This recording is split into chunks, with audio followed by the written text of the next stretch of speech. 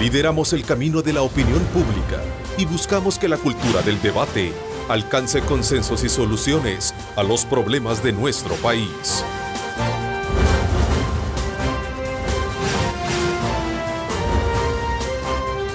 Diálogo con Ernesto López.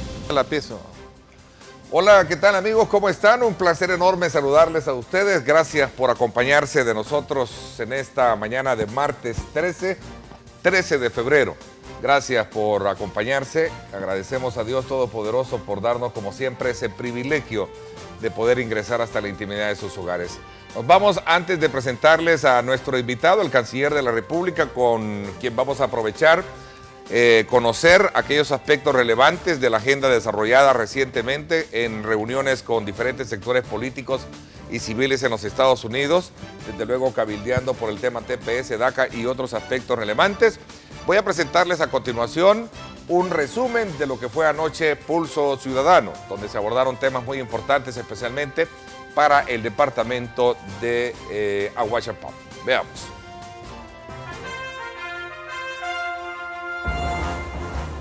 ¿Cómo crees que se ha manejado esta alcaldía actual con transparencia?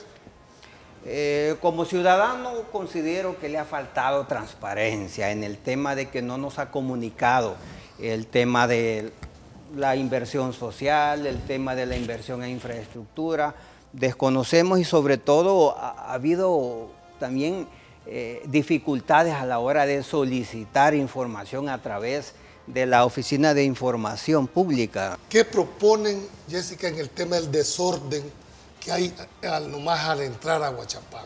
Ahí hay una terminal de autobuses que, lejos de ser autobuses, llega al final y se quedan haciendo meta afuera. Si tú llegaras a la alcaldía, ¿qué propondrías para ese problema? Sobre todo que estás diciendo que querés reactivar la nueva ruta de las flores, pero ¿cómo van a reactivar si solo pasar por ese punto cuesta 1.000?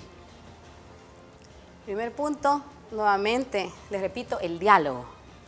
De Jessica Rincón no voy a escuchar que diga que va a ser una medida impuesta. Voy a dialogar con los que forman parte y entonces tomamos la mejor decisión. ¿Sabe por qué? Si no llegas a un acuerdo. No, se llega a acuerdo.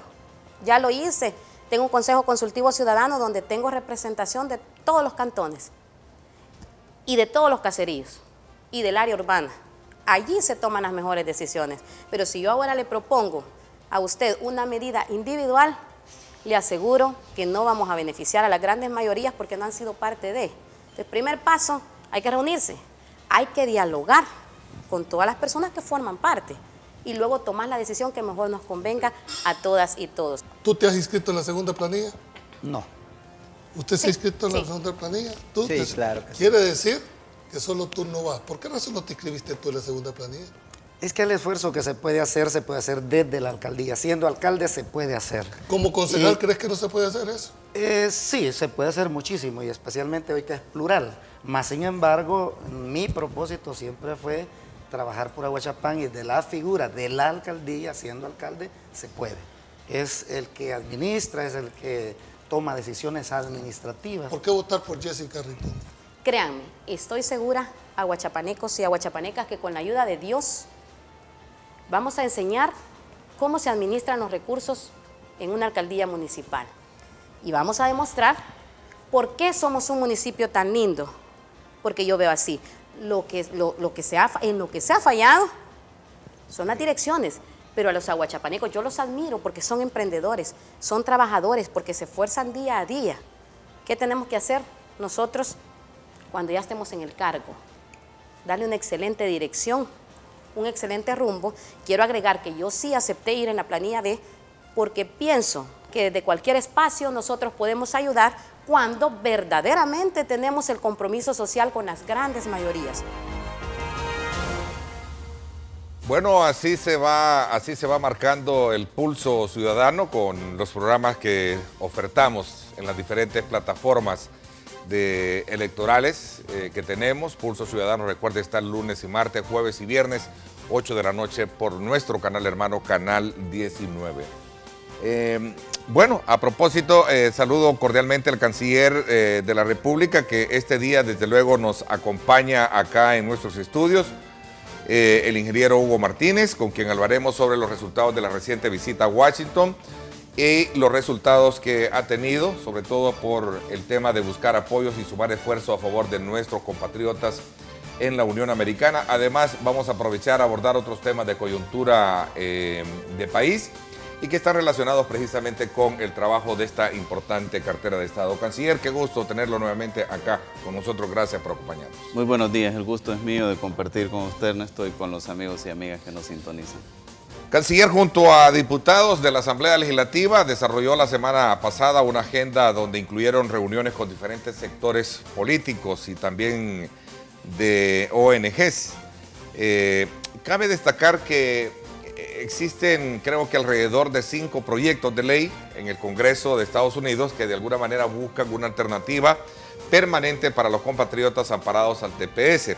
En este sentido, cabe destacar que una de las negociaciones complejas que hoy en día está de primera mano es el tema del DACA, sin dejar también de incluir el tema dentro de este paquete que serían las negociaciones con el TPS. Así es que hoy vamos a aprovechar a hablar de estos y otros temas importantes, por ejemplo, qué significa también para nuestro país las declaraciones recientes que hiciera el presidente Trump de decir de que El Salvador, como otros países del Triángulo Norte, no son nuestros amigos. Ese es por un lado. Esa es otra importante valoración y análisis que vamos a tener con nuestro invitado de hoy, sumado a otros temas como por ejemplo un trámite burocrático entre Cancillería de la República y la Fiscalía de Brasil, que de alguna manera detiene a la Fiscalía de nuestro país seguir con la investigación sobre el posible lavado de dinero en la entrega de fondos que hizo la empresa Obedrecht para la campaña electoral del expresidente Mauricio Funes, esto en el contexto de un proceso judicial que se sigue en Brasil. Vamos a conocer estos y otros elementos, así es que desde ya manténgase pendiente para que usted participe. @diálogo21, @Neto López Radio son las 2 cuentas en Twitter que tenemos disponibles para que usted participe y pueda externar sus puntos de vista con relación a estos temas. Canciller, nuevamente gracias por acompañarme. Voy a tratar la manera de despejar algunas dudas antes de poder entrar de lleno y conocer ese importante cabildeo que se ha hecho como Cancillería, también acompañado de legisladores salvadoreños, a los Estados Unidos para abogar precisamente por los salvadoreños que han salido afectados con esta decisión del gobierno de los Estados Unidos ya prácticamente de dar por suspendido lo que sería el TPS. A ver, ¿cuál es el estatus que tiene este trámite que ha sido considerado como burocrático y por la cual, en este caso, la Fiscalía de Brasil no ha podido firmar ese convenio con Cancillería para dar datos oficiales sobre esta información? Canciller. Bueno, lo primero que quiero decir es que nosotros somos muy respetuosos de la institucionalidad y el monopolio de la investigación del delito lo tiene la Fiscalía. Nosotros lo que hacemos como entidad encargada del relacionamiento con el mundo es servir de canal para las comunicaciones entre nuestras instituciones y las instituciones a nivel global.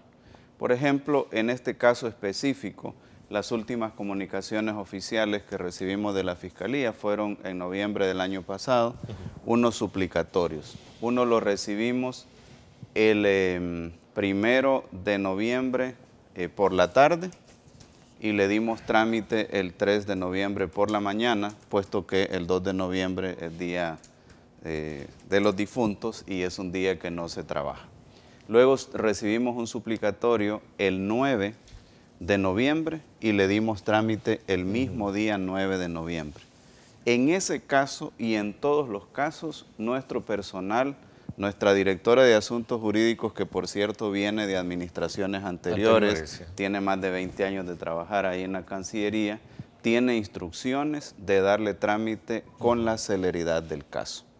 El tema es que nosotros hemos hecho una revisión minuciosa y no hemos recibido ninguna propuesta para estudio del supuesto convenio o acuerdo con la Fiscalía brasileña, que en todo caso es un acuerdo que comienza la negociación entre las fiscalías y la Cancillería pues lo que hace es dar, si en el caso lo amerita, plenos poderes, dar una opinión al respecto de ese texto del acuerdo. Pero ese texto pues no lo hemos recibido, yo me comuniqué con el señor fiscal, puede ser que se haya producido un malentendido y lo que quedamos es que en el momento más inmediato él me transmitiría de su puño y letra la propuesta para evitar cualquier confusión. Y en ese momento que nos llegue la propuesta, nosotros le damos el trámite ágil como se lo hemos dado a todos los demás trámites, así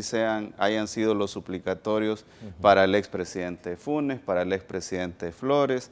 Hemos enviado suplicatorios a unos 40 países en el mundo, incluidos países con los que no tenemos relaciones diplomáticas, que eso sí es un trámite engorroso, pero siempre lo hemos hecho a través de terceros países, porque la autoridad central nos ha requerido que colaboremos en pedir esa información. Así que de nuestra parte, todo el respeto a la Fiscalía como autoridad central de investigación del delito, toda la colaboración con toda la celeridad del caso.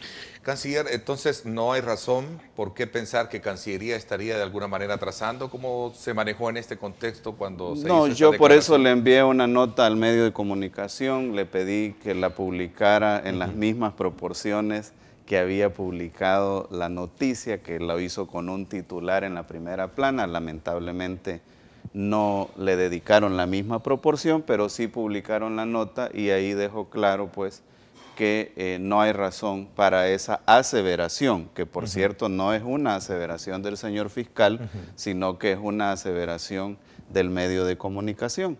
El señor fiscal dijo claramente, y están sus audios, él muy gentilmente me mandó el audio, dijo, la Fiscalía brasileña me ha pedido que este trámite lo llevemos por Cancillería y por eso pues eso va a llevar un poco más de tiempo. Eso es lo que el señor fiscal dijo y ya estamos en comunicación para resolver cualquier dificultad al respecto y lo haremos con la celeridad del caso. Ok, esta declaración así titularizada por el periódico El Diario de Hoy, voy a colocarla ya, no fue dada por el señor fiscal, donde dice en este caso Odebrecht no hemos tenido información oficial, solo informal. La Fiscalía de Brasil estaba pidiendo la firma de un acuerdo, de un convenio, y hemos tenido que pasar por Cancillería y eso nos ha atrasado. Él dice nos ha atrasado, los ha atrasado a ellos, no que la Cancillería ha atrasado el proceso. ¿Verdad? Sí. Y la Cancillería siempre ha gestionado con la celeridad del caso esta información y otras informaciones que nos pide la Fiscalía, la Corte Suprema de Justicia, etcétera. Y como te repito, pues es una funcionaria de carrera la que está al frente de la dirección, que trabaja ahí desde administraciones anteriores. No era la directora de Asuntos Jurídicos en aquel entonces, pero ya estaba a cargo de muchos convenios y tratados ahí en la Cancillería. En este caso, y muy en particular por tratarse de un presidente vinculado al gobierno pasado, directamente también con su partido, canciller, no va a haber ningún tipo de objeción para entregar la información pertinente. De ninguna manera, y yo te quiero decir algo que es universalmente aplicable. Las leyes y los procedimientos no se hacen para favorecer o para perjudicar a una persona en particular. Las leyes y los procedimientos se hacen para garantizar la convivencia, para garantizar la justicia pronta y adecuada, y de ninguna manera nosotros vamos a obstaculizar esas leyes y esos procedimientos. Hemos dado muestras en todos los casos de que hemos gestionado con la celeridad la información. Yo no puedo mostrar los documentos, pero sí te puedo mostrar parte de los documentos, esos dos suplicatorios que fueron las últimas comunicaciones oficiales que recibimos de Fiscalía. Como te repito, recibimos una el 1 de noviembre en la tarde y la diligenciamos el 3 de noviembre por la mañana. Recibimos la otra el 9 de noviembre en la mañana y la diligenciamos el 9 de noviembre por la tarde. Así que ahí está comprobado, nosotros podemos ofrecer toda la información sobre las fechas en que nos han llegado los suplicatorios y las fechas en que los hemos gestionado, lo hemos hecho con la celeridad del caso, incluso el mismo día.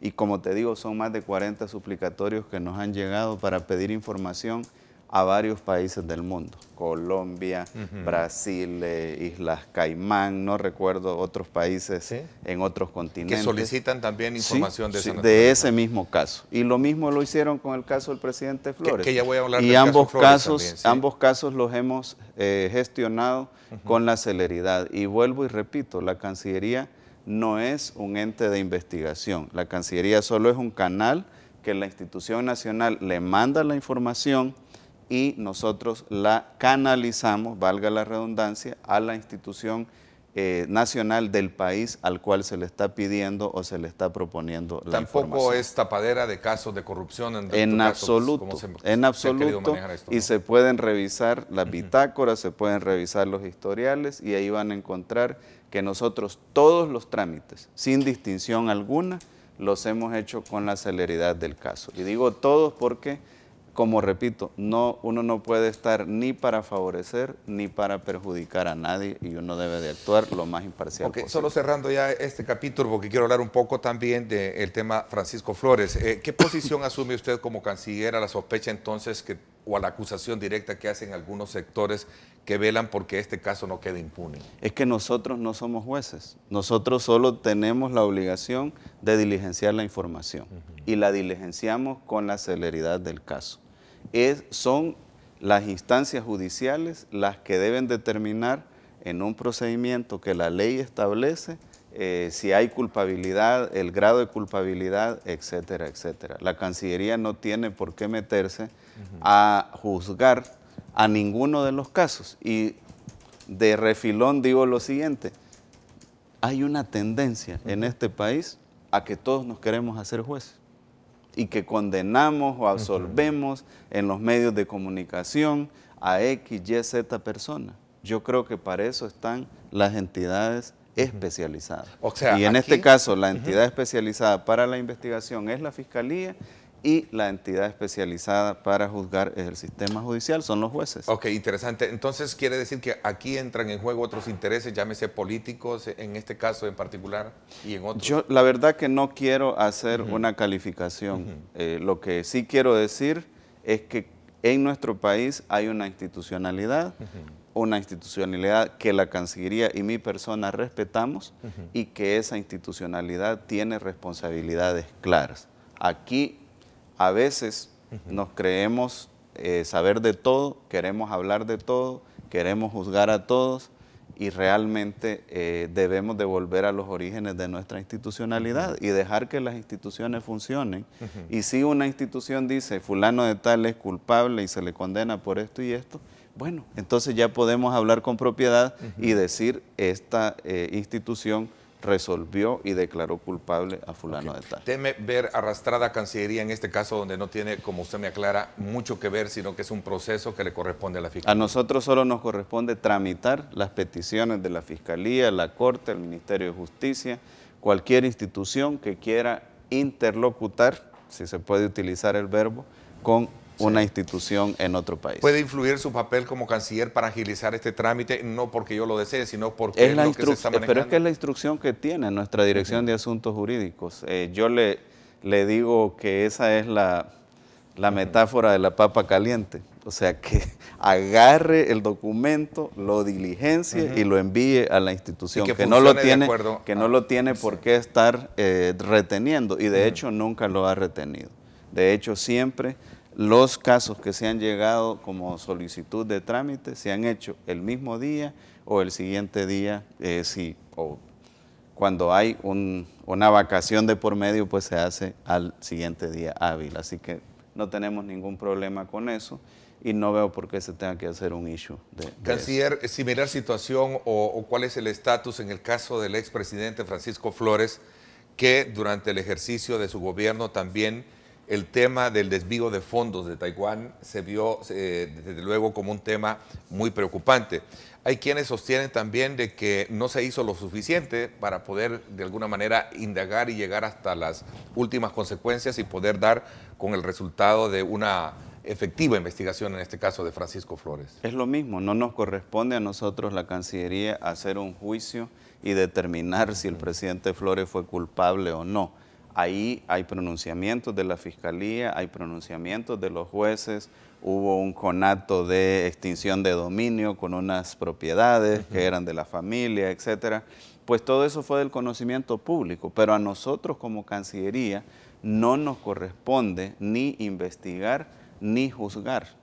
Y hay entidades especializadas que tienen a cargo esas acciones, la investigación y el juzgamiento de un caso. Y yo lo que digo es que nosotros debemos de ser más modestos en cuanto a la pretensión de nuestros conocimientos individualmente, porque a veces creemos saber de todo, creemos ser fiscales, jueces, investigadores, Charles Holmes, y ya damos una conclusión de cada caso sin tener quizás un conocimiento profundo. Lo dice por los actores políticos, entiendo, ¿no? No, porque lo digo en este caso los periodistas, y yo lo pregunto porque es parte de lo que no, se lo ha digo últimamente. en general, realmente, y fíjese una cosa, Sí. en nuestro país, por casos que han ocurrido, que ya digo, el sistema judicial le corresponderá juzgar, hemos llegado a un punto que aquí todo el mundo se anda gritando, corrupto vos, corrupto yo, corruptos los dos, y realmente estamos deteriorando la imagen de la función pública. Y habemos funcionarios que ejercemos en la función pública, independientemente de nuestra procedencia, de una manera proba, de una manera correcta, y que no merecemos ser tratados con esas generalizaciones que muchas veces se dan por casos que han ocurrido y que están en proceso y que se deben investigar a fondo. Fíjate que los funcionarios públicos debemos ser los más interesados en que esos casos sean investigados a fondo para que se determine de una vez por todas si hubo responsabilidad o no. Pero de ahí a que se esté diciendo que todos los funcionarios públicos son corruptos, que todos los funcionarios públicos se aprovechan de su cargo, etcétera, yo creo que no es justo. Sí. Y ya vemos personas que hemos hecho carrera no solo en la función pública, sino hemos hecho carrera en la vida académica, preparándonos para ejercer de la mejor manera la función pública. Y no creo justo que se hagan esas generalizaciones. Por eso de alguna manera, yo comparto muchísimo su criterio, su comentario sobre ese tipo de, digamos, como desencadenamiento que tienen estos procesos, ¿no? Donde al final termina deslegitimando una labor de una función pública per se, que no debería de ser así, porque, como usted dice, no todo funcionario llega bajo la digamos, esa colcha de enriquecerse como muchos lo creen.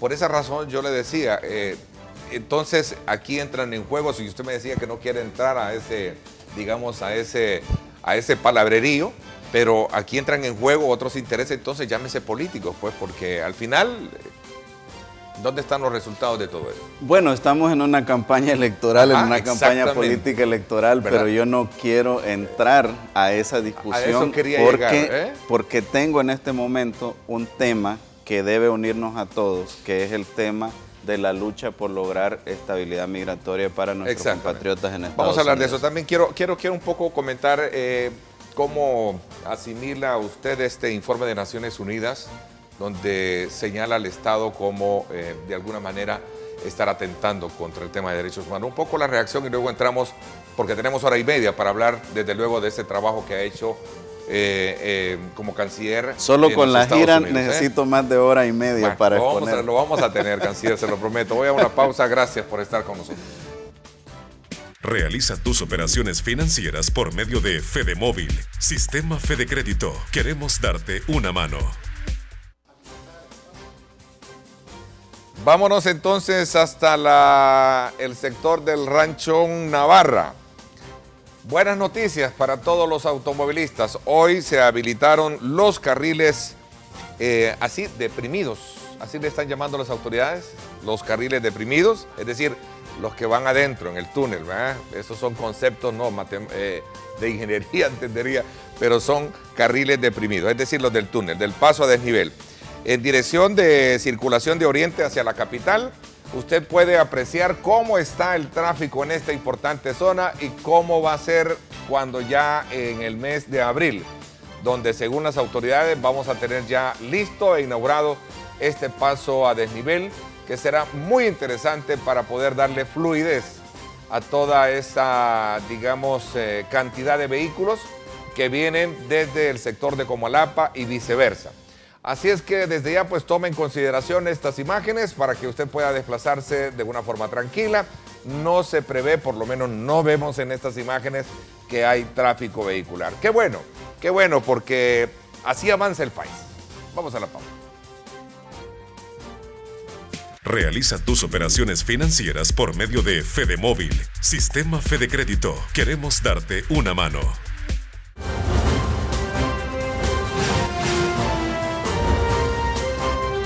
Diálogo con Ernesto López. Estás viendo Diálogo con Ernesto López.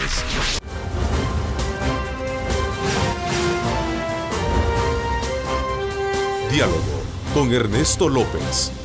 Akaku de RL te lleva al Mundial Rusia 2018 por aperturas o incrementos de $1,000 en tus depósitos a plazo. Participas en el sorteo de 2 paquetes, todo incluido. Akaku de RL.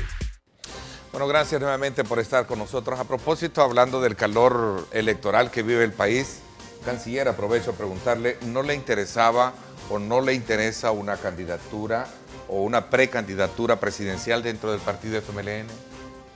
Bueno, como lo he dicho en otras ocasiones, no es el momento para hacer una conversación sobre ese tema. Cuando sea el momento, con mucho gusto aceptaré su invitación. ¿Valora la decisión casi por adelantada de la cúpula del FMLN, la de su partido, de poder de alguna manera ungir a Gerson Martínez como candidato presidencial? Es que mire, ni siquiera se han realizado las elecciones legislativas y municipales, así que creo que no es el momento para, desde mi punto de vista, ¿verdad? Yo respeto su punto de vista, pero desde mi punto de vista creo que no es el momento para hablar y hacer un análisis sobre el tema, y cuando sea el momento, como le decía, con mucho gusto acepto su invitación. ¿Es cuestión de orden o de disciplina dentro del partido no hablar de eso mientras no se definan las elecciones? No, es cuestión de que cada cosa tiene su tiempo y ni siquiera se han completado las elecciones legislativas y municipales, entonces dejemos que las cosas fluyan. Y cuando hayan fluido las cosas, se hayan completado las elecciones legislativas y municipales, con mucho gusto le acepto una invitación para hablar de... No me quieres dar su valoración al respecto, pero un poco las intenciones de, primero por ser una figura pública, por ser un funcionario, por ser un hombre de partido, y por otro lado porque hay quienes ven en usted un potencial fuerte para ser un candidato presidencial dentro de las elecciones, entendería yo, democráticas que va a tener el FMLN, canciller. Sí, yo lo agradezco todas esas muestras de apoyo, etcétera, pero llegará el momento en que hablemos de eso. No me quiere hablar, ¿verdad? Entonces, del tema. Canciller, la relatora de las Naciones Unidas advierte sobre ejecuciones extrajudiciales y de alguna manera pone en tela de juicio al Estado salvadoreño. ¿Cómo cala este tema antes de...? Bueno, pero es que hay que ver la película completa, porque ella dijo que el plan El Salvador Seguro era un buen plan. Ella reconoció los esfuerzos que estaba haciendo el gobierno salvadoreño. Por cierto, por primera vez, un funcionario de ese nivel dice que hay un patrón sistemático de un grupo criminal que viola los derechos humanos, y ese grupo son las pandillas. Ahora, ¿cuál es la especialidad a veces en nuestro país?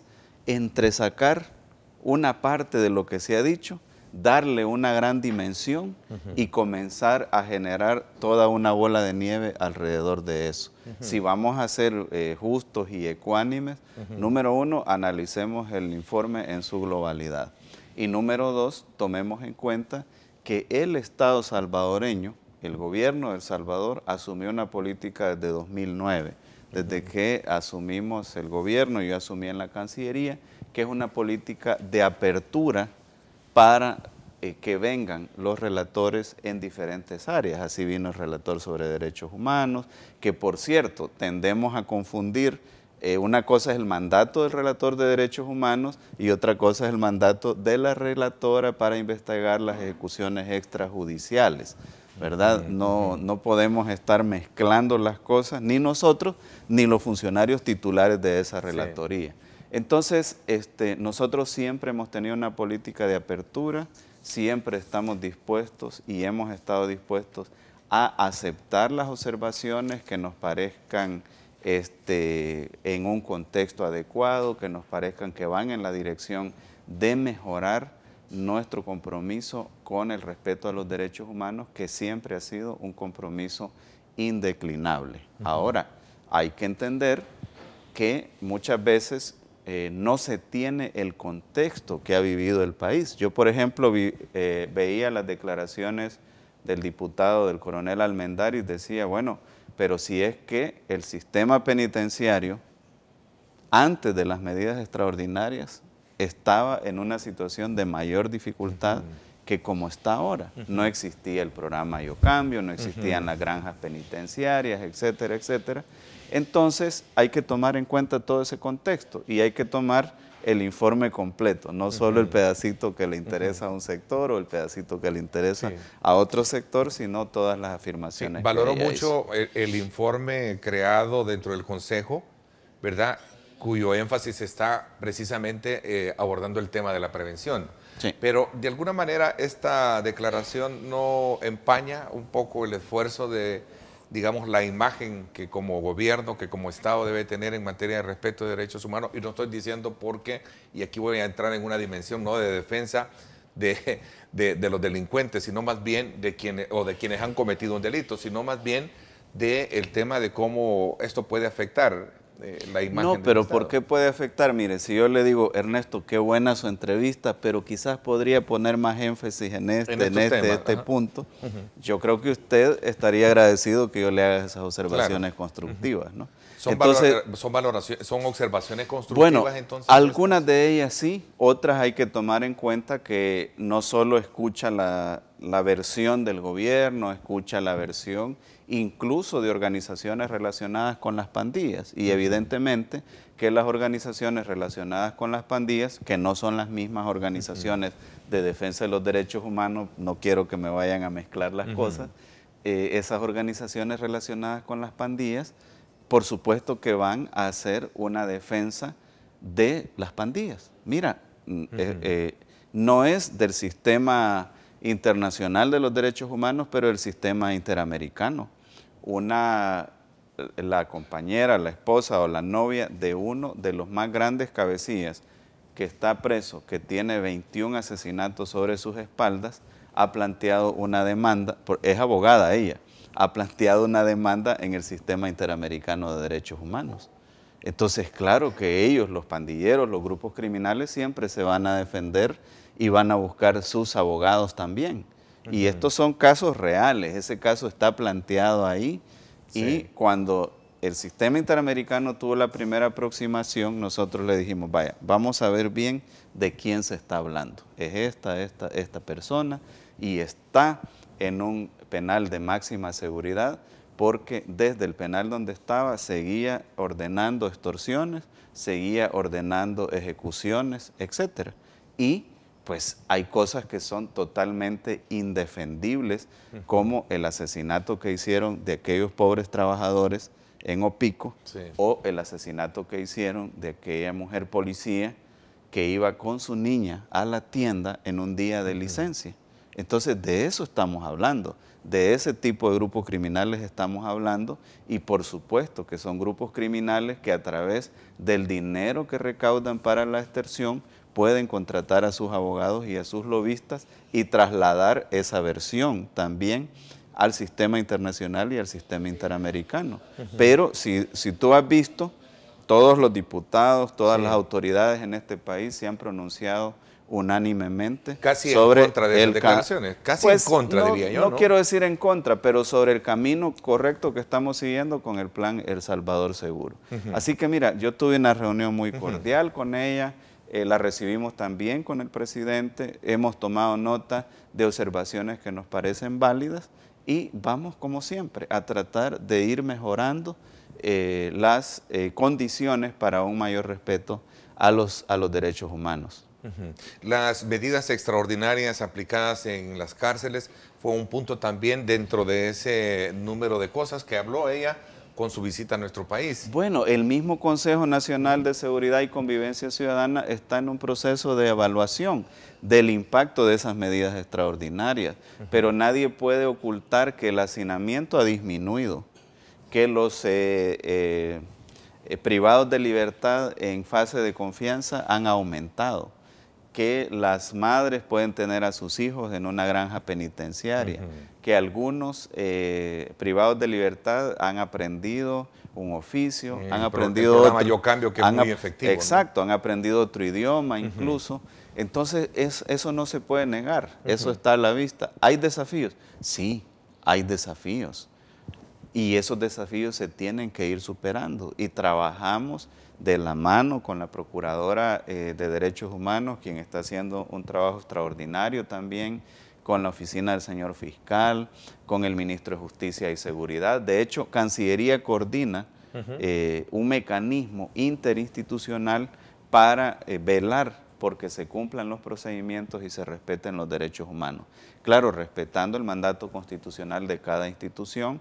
Por ejemplo, el mandato por excelencia lo tiene la Procuraduría, pero debemos unir, de Derechos Humanos, pero debemos unir esfuerzos interinstitucionales para lograr una mayor efectividad. Así que estamos haciendo nuestra tarea, estamos mejorando, estamos dispuestos a escuchar observaciones para mejorar nuestro trabajo, pero pues consideramos que esas observaciones deben ser en la justa dimensión del contexto en que se está desarrollando la situación aquí en nuestro país. ¿Dice bien para el país o desdice el tema de que se introduzca la figura de la pena de muerte a la hora de aplicarlas en este tipo de delitos? Bueno, será que me he perdido de algo esta semana que estuve fuera, pero no he escuchado que la Asamblea Legislativa haya aprobado la pena de muerte. El presidente del Congreso abandera una candidatura. Bueno, una cosa es... Y es uno de los promotores de este tema. Una cosa es que un diputado, incluso sea el presidente, tenga una propuesta, y otra cosa es que sea aprobada en la Asamblea Legislativa. Es el presidente de un órgano de Estado, canciller. Sí, de acuerdo, pero también hay que tomar en cuenta que ese órgano de Estado tiene un mecanismo de toma de decisiones. Usted recordará, tiene un mecanismo de mayoría simple, un mecanismo de mayoría calificada, y en este caso, por tratarse de una reforma constitucional, se requeriría una mayoría calificada. Mi pregunta va en el sentido que si dice bien de un país que después de la firma de los acuerdos de paz abogó mucho por fortalecer la base institucional de derechos humanos. Tenemos una Procuraduría bien o mal funcionando, ahí está. Ayer, por cierto, conversaba con ella en el programa de radio y me decía de que, quieras o no, que cuando este tipo de expresiones surgen en un contexto electoral, nos pone en una situación bien difícil como país, porque creemos que debería haber un avance y no un retroceso en esta materia. Sí, pero, y en ese sentido iba mi pregunta, canciller. Pero esa es una valoración que tenemos que hacer como país, pero eso no quiere decir de que, si usted me pregunta a mí, por ejemplo, yo no apoyo la pena de muerte. Yo estoy con el precepto constitucional, pero no quiere decir por eso que yo voy a hacer una confrontación con aquellas personas que tienen una opinión diferente, ¿verdad? Claro, internacionalmente hay compromisos internacionales que El Salvador cumple a este momento, hay otros países que no los cumplen, pero eso no me lleva a mí a tener una posición de agresividad hacia el presidente de la Asamblea Legislativa. Esa es su opinión. Yo tengo mi opinión y creo que en este país, si una cosa hemos aprendido o debemos aprender, es a respetarnos nuestras opiniones. Claro. Vamos a una pausa comercial y cuando regresemos venimos al tema. Al fin, ¿sí? Ya solo nos queda media hora para hablar. Tenemos la hora completa para poder hablar de lo que a usted le gusta hablar, y es precisamente del trabajo que se ha hecho en los Estados Unidos en esta semana, en un cabildeo importante. Vamos a saber de parte suya qué alcances ha tenido esas reuniones. Vamos a la pausa. Gracias a usted también por estar enviándonos sus comentarios, sus preguntas, @diálogo21, @Neto López Radio, y por supuesto nuestra aplicación Megavisión Go para que usted nos sintonice en cualquier lugar del mundo. Ahí ingrese a nuestra aplicación, una descarga Megavisión Go, en su teléfono para que pueda tener su señal, incluso si va en su automóvil, en el autobús, donde sea, ahí nos va viendo de forma la señal muy limpia. Vamos a la pausa, regresamos. Acá QDRL te lleva al Mundial Rusia 2018 por aperturas o incrementos de $1000 en tus depósitos a plazo. Participas en el sorteo de 2 paquetes, todo incluido. Acá QDRL.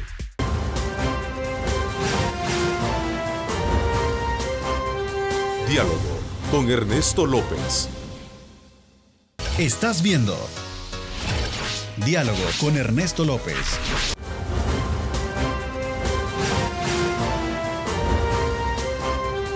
Diálogo con Ernesto López. Bueno, gracias nuevamente por estar con nosotros. Ahora sí, vamos a entrar un poco a conocer el comportamiento que ha tenido el tema TPS, DACA y los explosivos. Y casi sorprendente, bueno, ya nos sorprenden mucho los discursos del presidente Donald Trump cuando hace su relación directamente con su política migratoria y especialmente con nuestro país. ¿Qué impacto tiene para el gobierno salvadoreño? Y digo para el gobierno, sabiendo de que el impacto desde luego es muy fuerte para muchos salvadoreños que residen en los Estados Unidos. Estos discursos del presidente Trump en los que usa a la pandilla para poner en mal a la comunidad migrante centroamericana. De alguna manera es un golpe fuerte para la reputación de cientos de miles de salvadoreños que no están vinculados a este tipo de, digamos, de grupos delictivos, canciller. Sí, es lo que siempre hemos dicho, que no se puede generalizar ni se puede criminalizar a los salvadoreños y salvadoreñas, que por cierto tienen una excelente reputación en los Estados Unidos como gente que trabaja duro, que tiene una ética muy grande, gente que vive y practica en las comunidades de fe, gente que son líderes comunitarios. No se les puede ensombrecer la imagen que tienen los salvadoreños y salvadoreñas por el comportamiento de un pequeño grupo, pero peligroso grupo criminal transnacional. Y en ese punto de coordinar medidas para el combate a los grupos criminales transnacionales, no solo estamos de acuerdo, sino nuestras autoridades equivalentes están en coordinación con las autoridades de los Estados Unidos. Por ejemplo, nuestra policía, nuestra fiscalía están en coordinación con sus contrapartes en los Estados Unidos y en algunos estados de Estados Unidos para combatir el problema de las pandillas. Entonces, los hechos son de que hay una estrecha coordinación entre las autoridades salvadoreñas y las autoridades de Estados Unidos para enfrentar este problema. Y los hechos son que todos los funcionarios con los que me reuní la semana pasada, sin excepción alguna, reconocen esa ética de trabajo, ese compromiso de la comunidad salvadoreña en los Estados Unidos. Nos lo dijeron los congresistas con los que nos reunimos, más de 15 congresistas con los que nos reunimos. Me lo dijo a mí el subsecretario Sullivan, que es el número 2 del Departamento de Estado. Y me dijo también que agradecía los esfuerzos que nosotros estamos haciendo, incluso a veces con recursos propios, para apoyar a los Estados Unidos en la lucha contra el narcotráfico y el crimen organizado. Solo él lo sabe y ahí comparamos cifras, que solo en 2016 logramos incautar más de 10.000 kilos de cocaína que iban para los Estados Unidos. Y el año pasado incautamos otro tanto, interceptamos y capturamos a un submarino que iba con más de 1.500 kilos de cocaína para los Estados Unidos. Así que en la práctica hay una coordinación efectiva de la cual también ha sido testigo la embajadora de los Estados Unidos aquí, y ella lo ha dicho públicamente. Tenemos, por cierto, publicó un par de tweets sobre mi reunión con Sullivan, y está claro que tenemos una coordinación muy efectiva. ¿Y estuvo en presente una en las cantidad reuniones, de temas? No estuvo presente. Pero le dio seguimiento, pero obviamente, le dio a todo. seguimiento no solo a mi reunión con Sullivan, Sí. sino también a mi reunión con los congresistas, que por cierto fue una jornada muy buena, muy positiva para el país. creo que ya los diputados lo dijeron públicamente, pero yo lo quiero reiterar. En primer lugar, agradecerle a ellos por su acompañamiento y por su trabajo proactivo, ¿verdad? Su trabajo constructivo, hablando con los congresistas. Y en esta ocasión se decidimos... quitaron el chaleco ellos político. hablaron como país. ¿Sí? Okay. Ellos hablaron como país. Es bueno que me lo aclare porque cuando vienen acá unos se acusan al otro de estar jugando a la política. Ellos hablaron como país. Okay, hablaron como país. Incluso en muy pocas ocasiones dijeron de qué partido venían y si lo dijeron fue para enfatizar de que estábamos con una delegación plural, con una delegación de unidad nacional. Okay. Y decidimos concentrarnos en dos tipos de congresistas, ¿verdad? Aparte que de las dos cámaras, de los dos partidos. Algunos congresistas que ya están comprometidos, pero que son torales en mover el tema, y otros congresistas que no están comprometidos y que no se había hablado sobre el tema con ellos. Por ejemplo, el lunes yo me reuní con el representante Isa, que es un republicano de California, que realmente no lo habíamos tocado y fue muy receptivo. También me reuní con dos republicanos de Texas, el republicano Hurt y el republicano García Esquivel, el republicano Hurt y el republicano Isa, que había mencionado ya, y también con otros republicanos que manifestaron un compromiso para buscar una solución. Esto es nuevo porque se decía que la posición de bloque del Partido Republicano era una posición que no era amigable con la búsqueda de una solución. Aquí con ellos hemos discutido desde algunos aspectos que pueden ser las 5 propuestas de ley que están en el Congreso para facilitar el paso de TPS a la residencia, hasta otras medidas. Por ejemplo, dicen ellos, mira, nosotros vamos a trabajar por la legislación, pero si no se logra la legislación, valdría la pena un acuerdo en el cual de la cantidad de visas globales que otorga Estados Unidos al mundo, un porcentaje, como por ejemplo la mitad o 25,000 visas, se ocupen cada año para irle dando a los TPS una estabilidad migratoria con esas visas. Entonces, eso nos llena de esperanza en el sentido de que se puede encontrar una salida a la situación dentro del Congreso. Claro, llegamos en una semana clave para la negociación, no solamente se estaba negociando el tema de DACA, sino, como sabemos, el tema del presupuesto. Al final, el Congreso tomó un acuerdo sobre el presupuesto y para mí, de alguna manera, eso significa limpiar un poco la mesa, porque al mismo tiempo que estaban discutiendo DACA, estaban discutiendo la propuesta del muro, estaban discutiendo los fondos de los veteranos, los fondos de desastres, los fondos para los niños, etc. Entonces era una negociación muy compleja. Al aprobar el presupuesto... No muy buena para nosotros como país y para población afectada de pedir a cambio fondos para la construcción del muro a cambio de poder entrar en la legalización del DACA. A eso iba. Se evacuaron todos los otros temas, excepto DACA y el muro, ¿verdad? Entonces, había un compromiso de los congresistas republicanos de iniciar la discusión sobre DACA el día de ayer. La discusión se ha iniciado el día de ayer y recuerda que la propuesta que está sobre la mesa, incluso la más conservadora, habla de regularizar a 1.8 millones de personas que viven y trabajan en los Estados Unidos.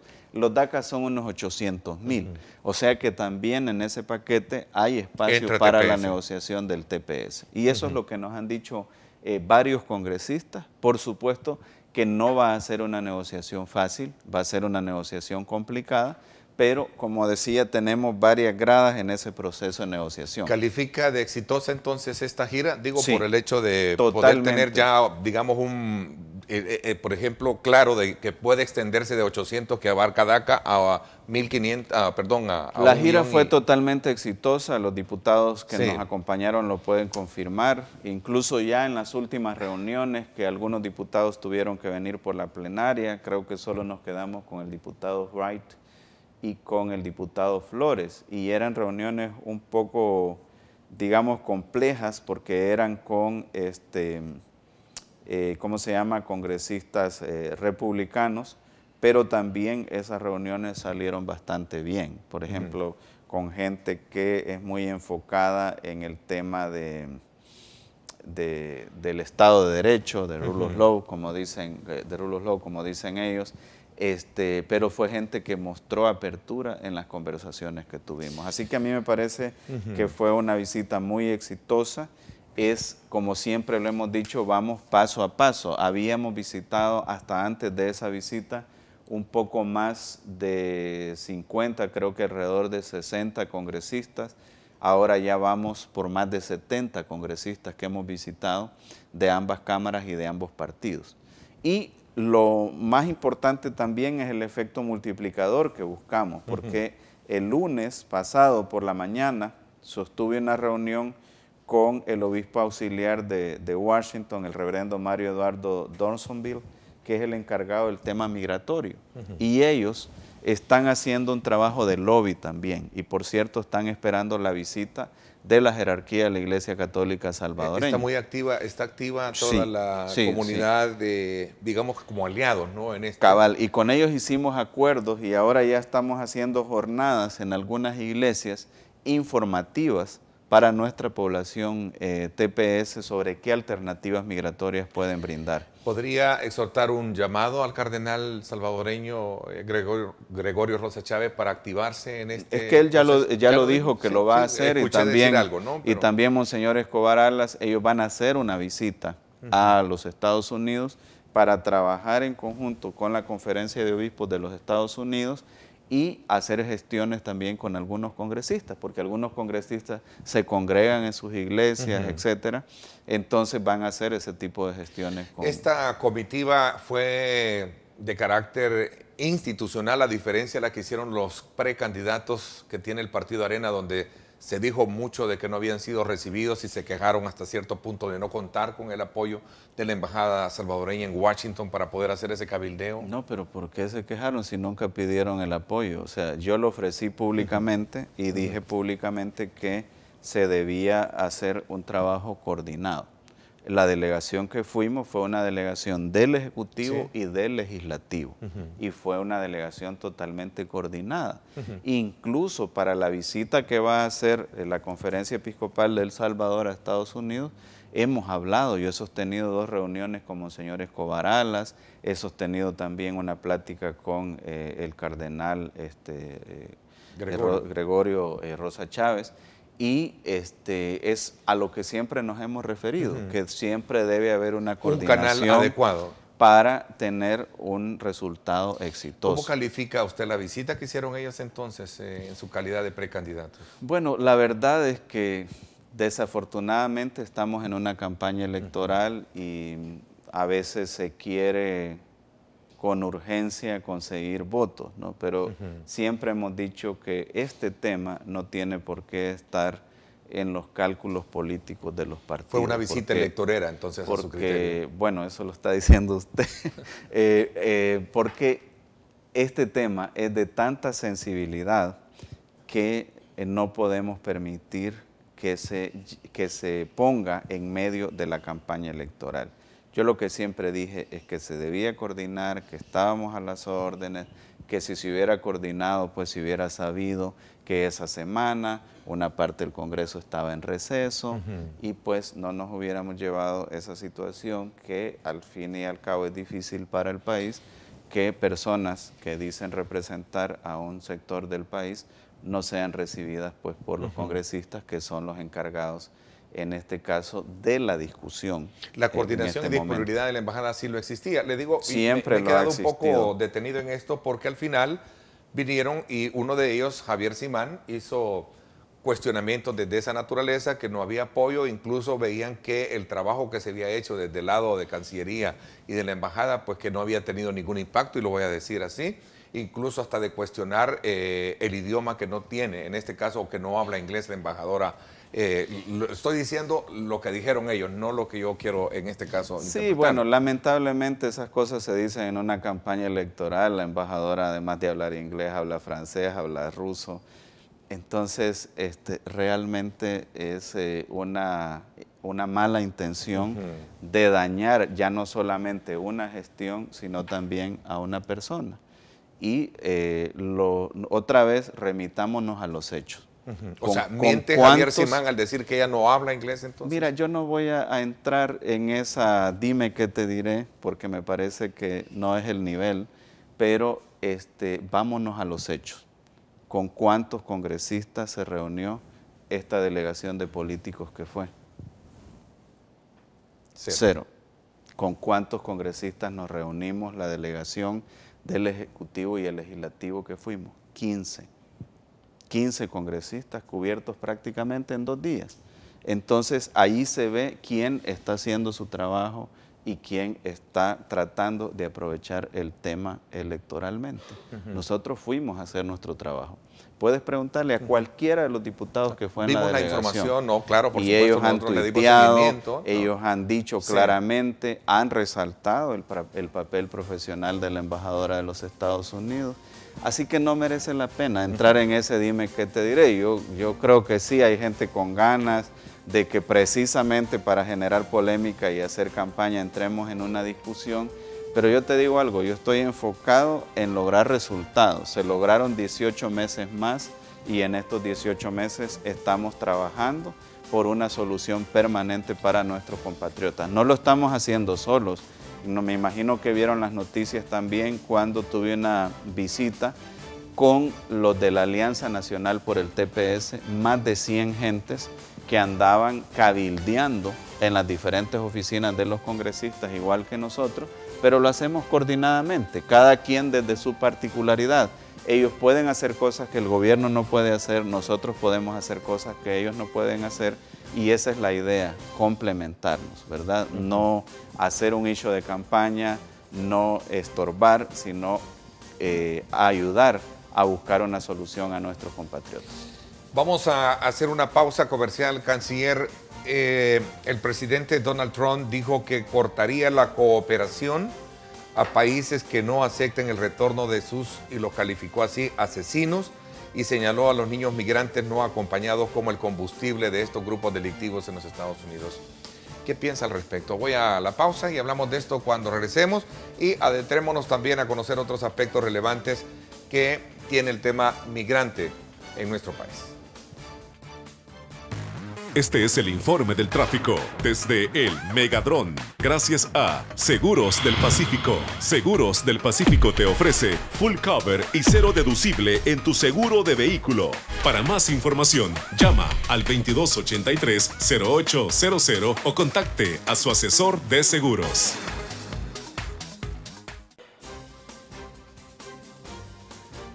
Vámonos entonces hasta nuevamente el sector de la zona del Rancho Navarra para que podamos apreciar entonces cómo está el tráfico a esta hora. Tenemos un poquito de tráfico en el carril que va hacia el túnel, ¿verdad?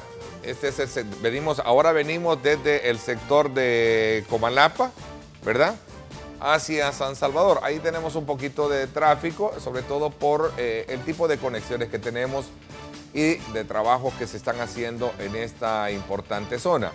Es necesario tener la comprensión del caso para que, desde luego, aún con todos estos inconvenientes, se sepa de que se está trabajando en esta zona.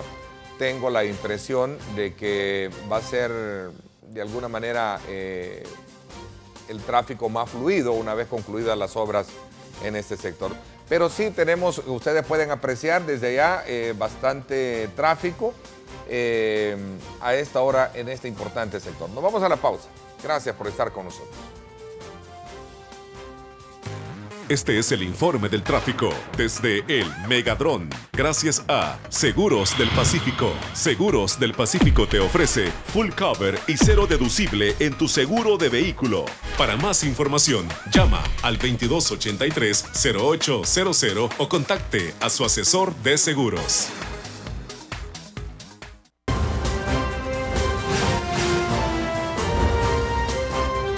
Diálogo con Ernesto López. Estás viendo Diálogo con Ernesto López.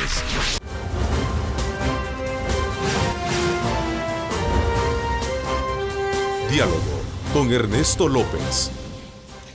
Aprovecharé la presencia, canciller, también para hablar de cómo va el proceso de inscripción al TPS. Yo creo que es importante también hacer una evaluación, pero antes me gustaría un poco conocer la posición que tiene el gobierno salvadoreño y qué se puede hacer desde el punto de vista de cómo evitar esa, digamos, no solo la etiqueta o aquel estereotipo de que todos los salvadoreños que están en los Estados Unidos pueden tener vínculos con grupos delictivos.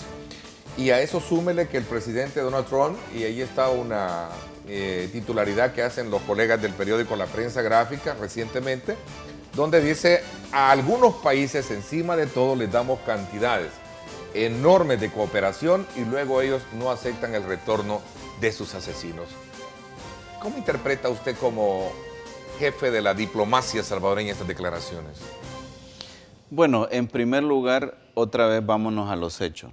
Nosotros tenemos una cooperación con Estados Unidos en el marco del Plan de la Alianza para la Prosperidad en el Triángulo Norte, que no solamente tiene que ver con recursos que pone Estados Unidos. Por ejemplo, Estados Unidos, el Congreso aprobó para el año fiscal 2016-2017, si mal no recuerdo, 750 millones de dólares para los 3 países. Pero entre los 3 países del Triángulo Norte pusimos 3.000 millones de dólares. O sea, nosotros pusimos, solo como El Salvador, 1.000 millones de dólares. Así que no es solamente que Estados Unidos esté cooperando, sino que nosotros estamos poniendo recursos. Y de tal manera, pues, que nosotros no caemos en ese grupo de países que se plantea que no colaboran. Porque, por otra parte, como te decía, hemos colaborado intensamente con la base de monitoreo que tiene Estados Unidos aquí en Comalapa. Sí. Tenemos gente en el Centro Interagencial en Cayo Hueso, en los Estados Unidos, gente de nuestra Fuerza Naval, gente de nuestras Fuerzas Armadas, que trabaja en equipo con Estados Unidos para interceptar, capturar e incautar embarcaciones que normalmente transitan por el Océano Pacífico. Así que nosotros en esa parte los resultados estamos muy bien. Y en la parte de la imagen de los salvadoreños en Estados Unidos, como te decía en el bloque anterior, todos los funcionarios con los que nos reunimos, fueran congresistas, fueran funcionarios del Ejecutivo, nos dijeron: mira, nosotros apreciamos mucho el aporte que realizan los salvadoreños en Estados Unidos. Siempre recuerdan que uno de los jefes de la reconstrucción de la obra del Pentágono después de los ataques terroristas era un salvadoreño. Siempre recuerdan que buena parte de la fuerza laboral que fue a reconstruir New Orleans después de Katrina eran salvadoreños también. Y siempre te dicen: mira, aquí nomás en D.C., en el área del Distrito de Columbia, hay muchos salvadoreños en los restaurantes, en los hoteles, etcétera.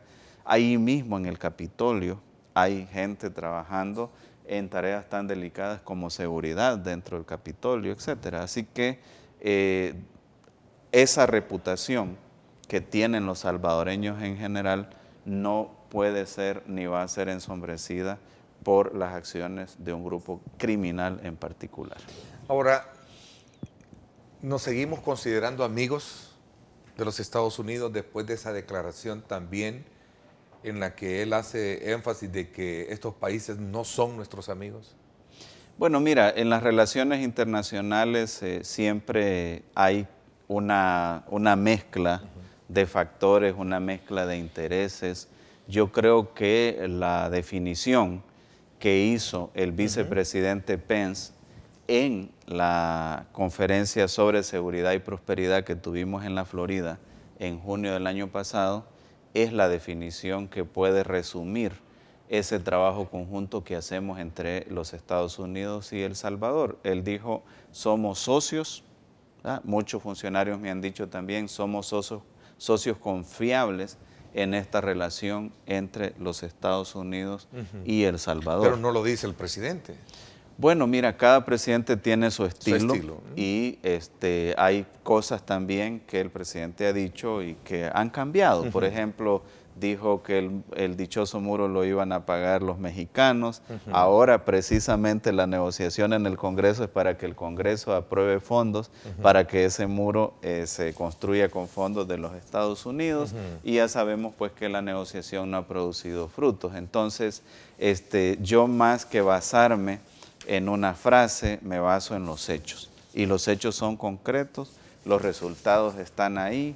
En la reunión con el subsecretario Sullivan le compartí un dossier con las hojas de datos sobre qué tan efectivos hemos sido en la lucha contra el narcotráfico, qué tan efectivos hemos sido en la lucha contra las pandillas, qué tanto hemos ayudado nosotros a Estados Unidos, porque mira, nosotros no somos ni productores ni consumidores de droga.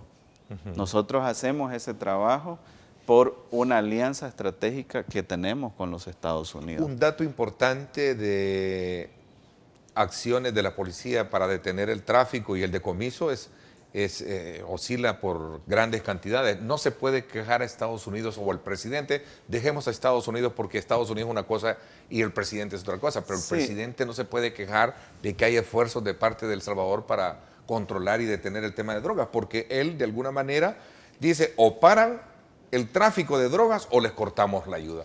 Él ha sido enfático en eso.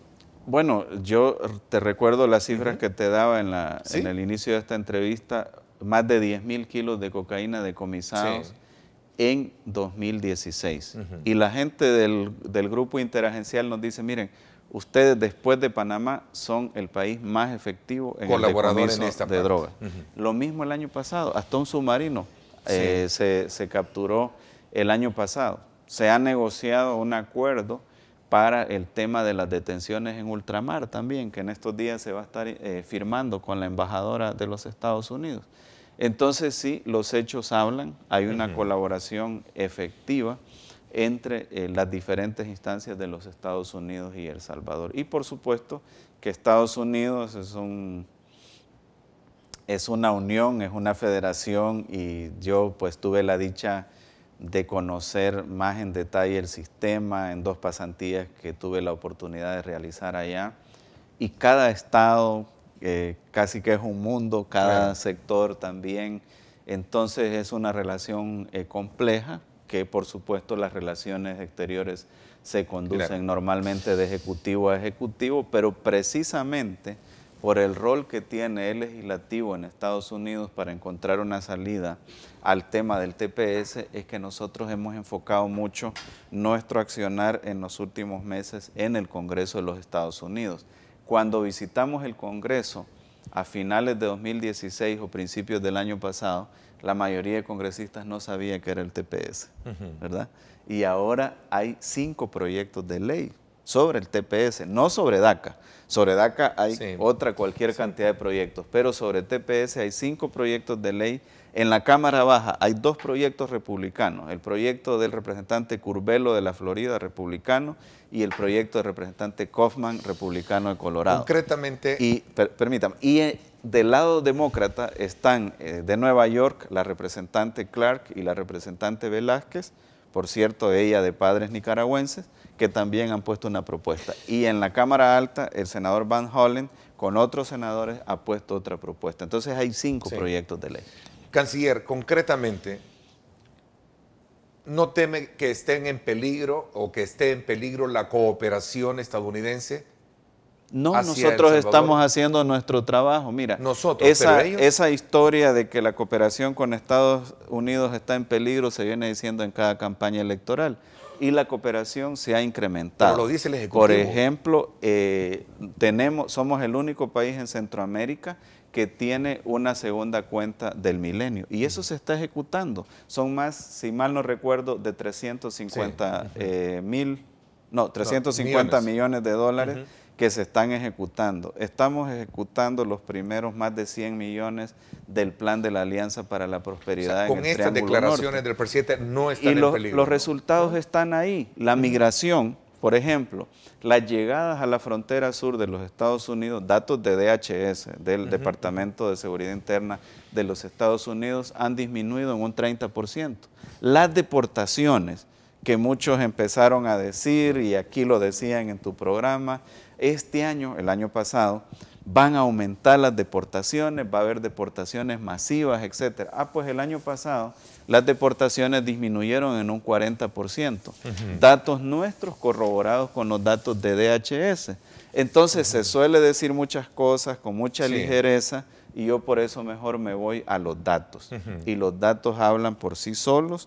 Hay una relación fuerte y efectiva entre los Estados Unidos y El Salvador. ¿Será que, otra cosa que se suele hacer, en esas frases se habla de México, los países del Triángulo Norte, pero aquí algunos medios titulan El Salvador, como que si solo se hubiera hablado del Salvador. El Triángulo del Norte le integra El Salvador, Honduras y Guatemala. Sí, pero México también fue mencionado. Y yo creo que hay que ver los hechos. Por ejemplo, en el desayuno de oración de la semana pasada, ahí andaba el presidente Morales en Washington y tuvo la oportunidad de saludarse con el presidente Trump, un día después de las supuestas frases estas. Entonces, los hechos hablan, ¿verdad? Y para mí eso es lo más importante que la retórica que se pueda enarbolar alrededor de un tema.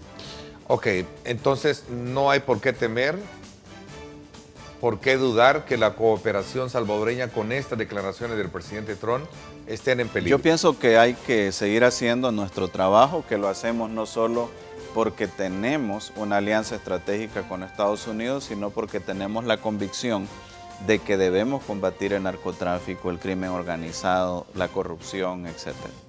Voy a una pausa. Cuando regresemos, cerramos un poco ya el ciclo para hacer una evaluación. ¿Y cuál es el reporte que tiene usted, canciller, del proceso de reinscripción del TPS? ¿Está bajo qué condiciones están? ¿Hay temor? ¿Hay duda? ¿O está la gente apegada, amparada al TPS, cumpliendo con ese requisito? Voy a la pausa, no me cambie. Gracias por estar con nosotros.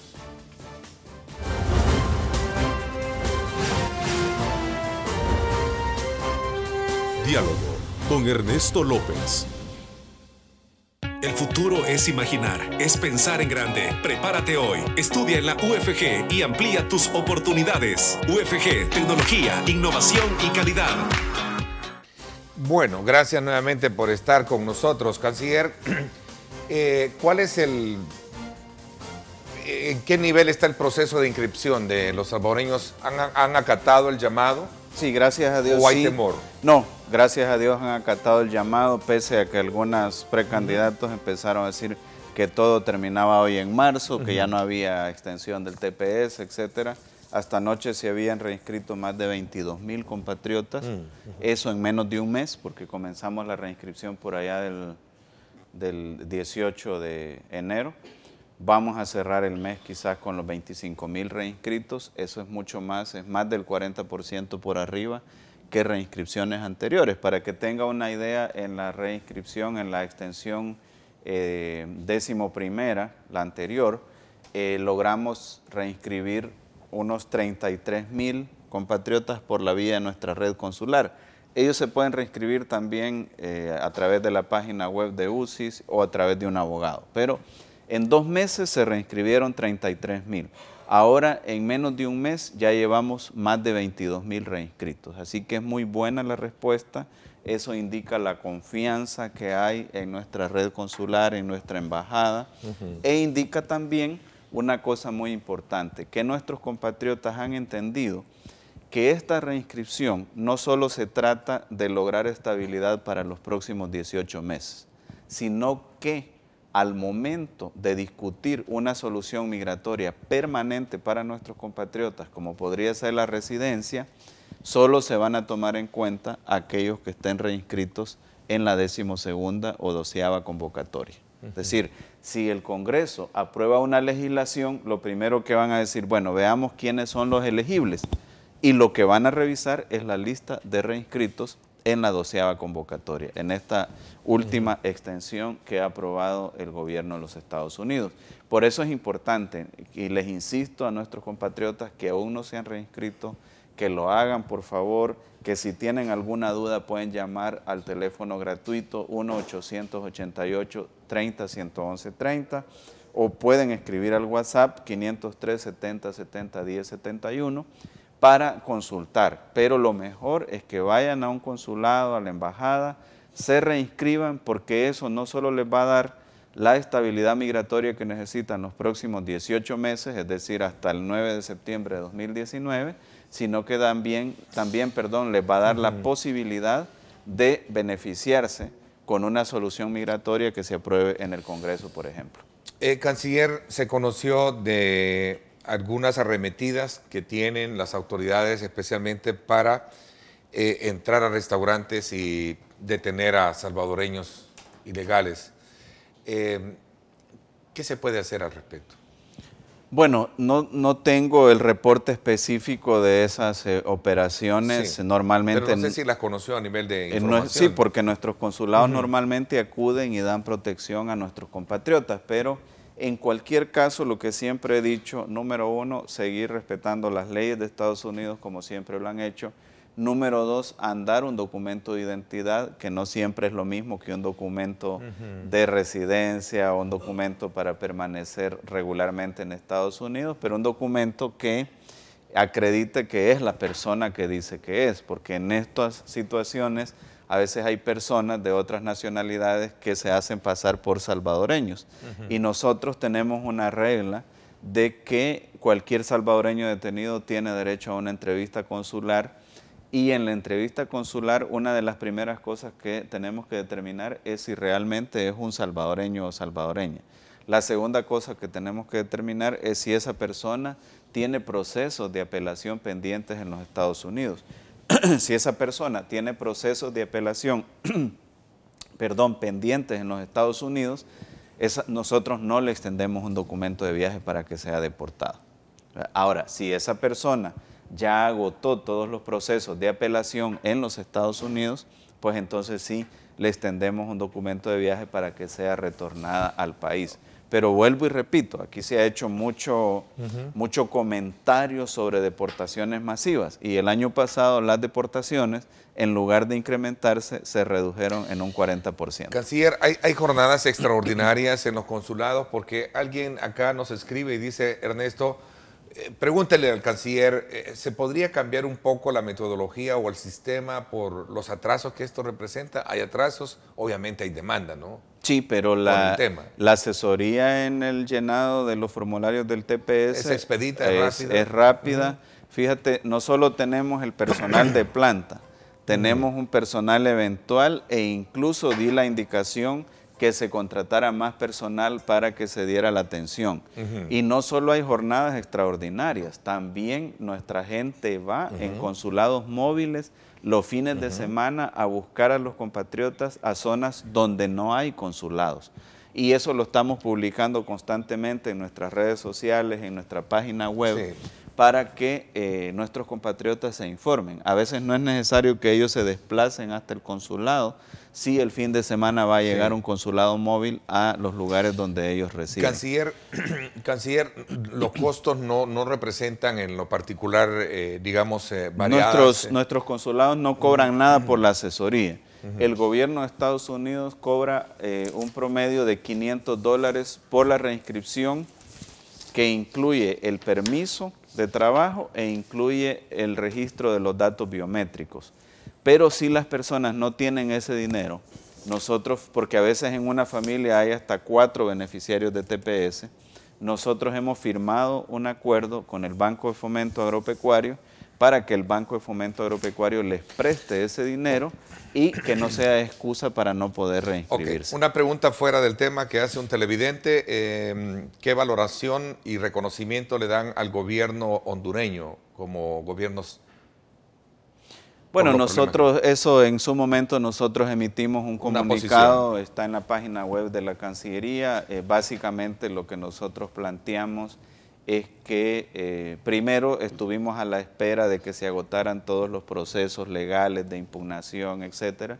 Segundo, que nosotros somos un país que busca la integración centroamericana, que tenemos procesos en conjunto con Honduras y Guatemala y también con los demás países del sistema de la integración centroamericana, y que en ese contexto vamos a procurar un trabajo conjunto con las autoridades de los diferentes países. ¿No hay ningún tipo de, digamos, de interferencia o algo que pueda afectar las relaciones por los problemas de legitimidad que ha tenido el gobierno? Pues nosotros lo que hemos dicho también en nuestro pronunciamiento, que es público, está ahí en la página web, no lo tengo aquí a mano, pero hemos dicho que nosotros esperamos que los hondureños resuelvan cualquier dificultad, cualquier diferencia por la vía del diálogo y el respeto a las instituciones. Pero el gobierno salvadoreño reconoce al gobierno. Ahí lo dijimos claramente nuestra posición en el comunicado, y es la posición que he tratado de explicar en este momento, que nosotros como país que busca la integración vamos a trabajar con las autoridades de los diferentes países en el sistema. A trabajar significa que entonces que reconocen la legitimidad del gobierno. Yo me apego a lo que planteamos en el comunicado. No me quiere decir nada. Oye, Canciller, gracias, de verdad, como siempre, le agradezco, lo felicito por el trabajo que se está llevando a cabo para beneficio de los salvadoreños en los Estados Unidos. Gracias por habernos acompañado y darnos de primera mano el resultado de esta gira que se realizó con congresistas y también diputados salvadoreños. Sí, muchísimas gracias, siempre a la orden y dispuestos en cualquier ocasión de contestar sus requerimientos. Así es. Tenemos pendiente después de las elecciones platicar ya de la política. Todo lleva su tiempo, sí. Todo lleva su tiempo. Qué bueno, Canciller. Gracias por mi parte. Esto es todo por hoy. Pásenla bien y como siempre recuerden lo más importante, amar a Dios sobre todas las cosas. Lideramos el camino de la opinión pública y buscamos que la cultura del debate alcance consensos y soluciones a los problemas de nuestro país.